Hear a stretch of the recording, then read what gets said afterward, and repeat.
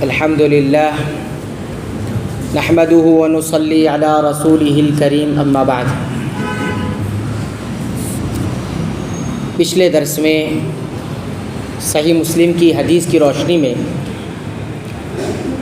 حضرت عائشہ رضی اللہ تعالی عنہا نے نبی کریم صلی اللہ علیہ وسلم کے نماز پڑھنے کی کیفیت کے بارے میں 9 باتوں کا ذکر کیا کہ آپ صلی اللہ علیہ وسلم اس طرح سے نماز ادا کیا کرتے تھے، اور اس حدیث کی روشنی میں ہم نے 2 باتیں سیکھی تھی، یا 2 باتیں ہمیں معلوم ہوتی۔ ایک بات تو یہ کہ عائشہ رضی اللہ تعالی عنہا نبی کریم صلی اللہ علیہ وسلم کے تمام باتیں، تمام آپ کے حرکات اور عبادتیں، یہ تمام کو یاد رکھتی تھیں اور یاد رکھ کے امت کے لیے بیان کرتی تھی۔ دوسری بات یہ بھی معلوم ہوئی تھی کہ عائشہ رضی اللہ تعالی عنہا اس بات کی بہت زیادہ چاہت رکھتی تھی کہ رسول اکرم صلی اللہ علیہ وسلم کی جو سنتیں ہیں ان سنتوں کو پھیلایا جائے، دوسروں کو بتایا جائے۔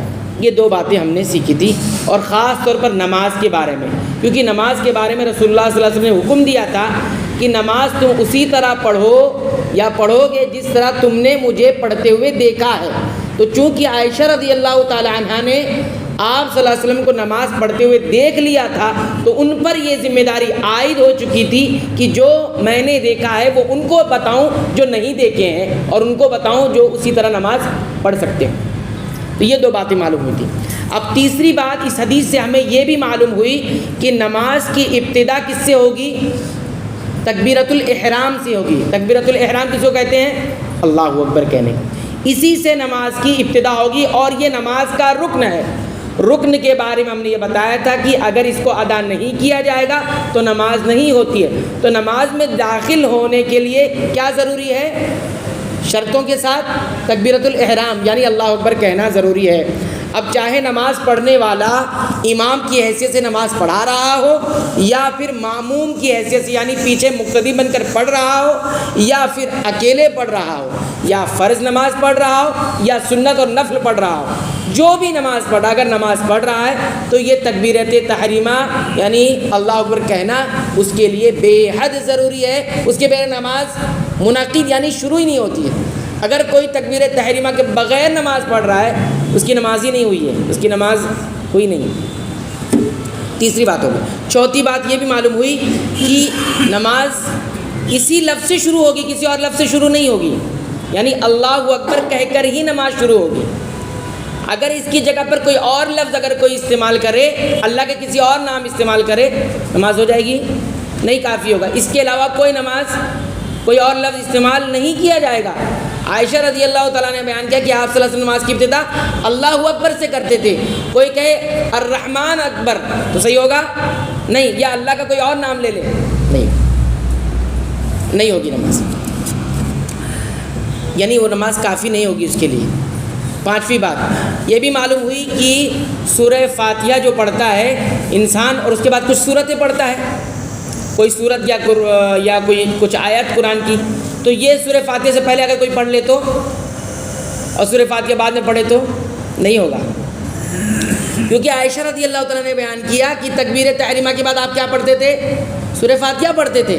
اس سے یہ معلوم ہے کہ پہلے قرآن نہیں پڑھتے تھے، پہلے سورہ فاتحہ پڑھتے تھے، بعد میں کچھ قرآن وغیرہ یا سورت ہو گیا یا کوئی قرآن کا کوئی حصہ وہ پڑھتے تھے، تو پہلے نہیں پڑھا جائے گا اسے۔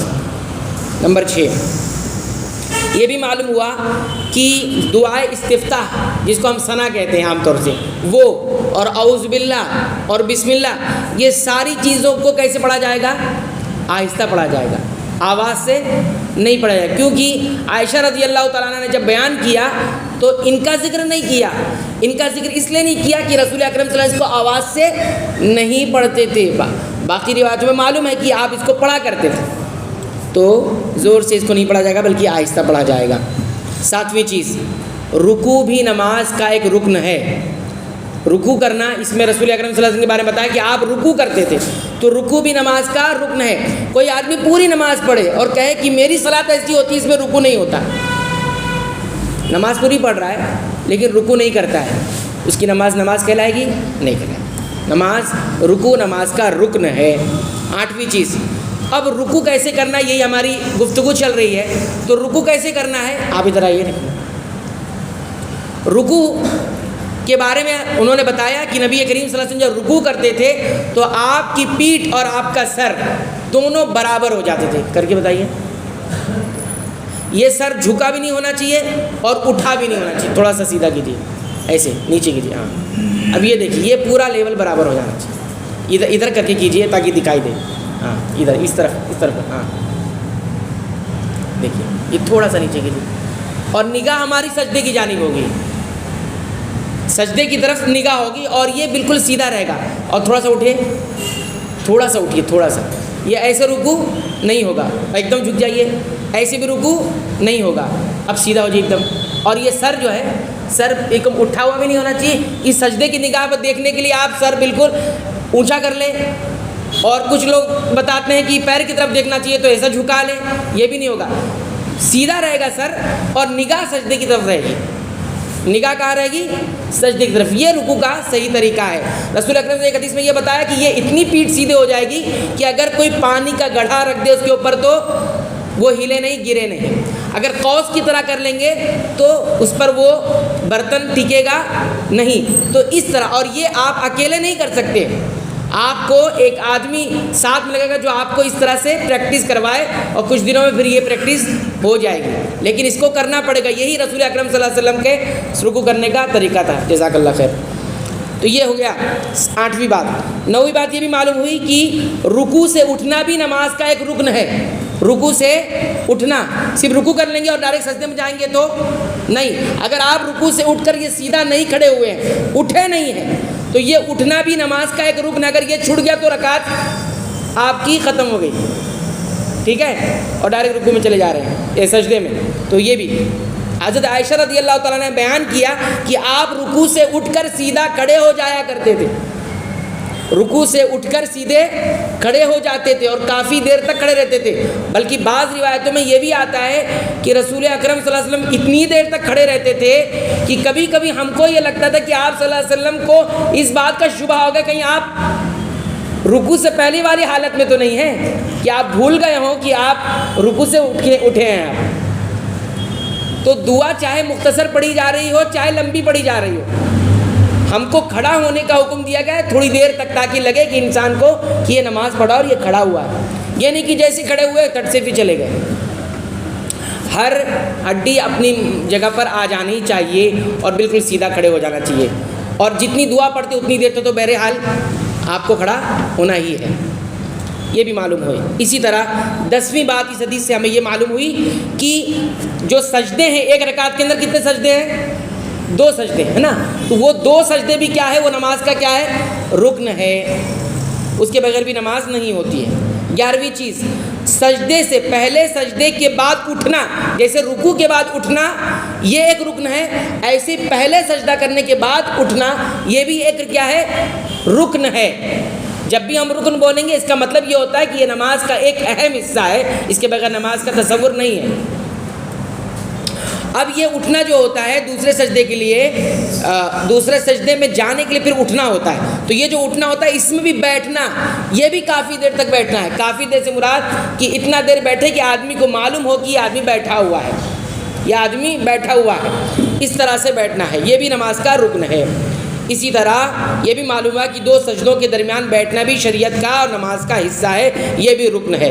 13ویں بات اس حدیث سے ہمیں یہ بھی معلوم ہوتی ہے کہ ہر 2 رکعت میں تشہد ہے, بغیر تشہد کے نہیں. 2 رکعت میں کیا ہوگا؟ تشہد ہوگا. چاہے نماز 2 رکعت والی ہو یا 2 کر کے پڑھی جا رہی ہو, یا 3 رکعت والی نماز ہو, یا پھر 4 رکعت والی نماز ہو, 2 رکعت پر آپ کو تشہد کرنا ہی کرنا ہے.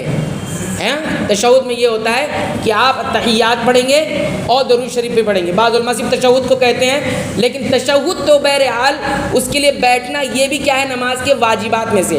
تو پہلا جو تشہد ہوتا ہے جو 2 رکعت میں ہوتا ہے وہ تشہد واجب میں سے ہے, وہ رکن میں نہیں آتا ہے. اگر وہ چھوٹ جائے گا تو اس کے لیے سجدے سہو کر کے آپ اس کو مکمل کر لیں گے, اس کو دہرانے کی ضرورت نہیں ہے. لیکن رکن کو کیا ہوتا ہے؟ اس کو کرنا ہوتا ہے اور پھر سجدے سہو کرنا ہوتا ہے. اتنی بات یاد رکھیے. کسی ٹائم سجدے سہو کا بھی ہم احکام سیکھیں گے کہ سجدے سہو کب کرنا ہے.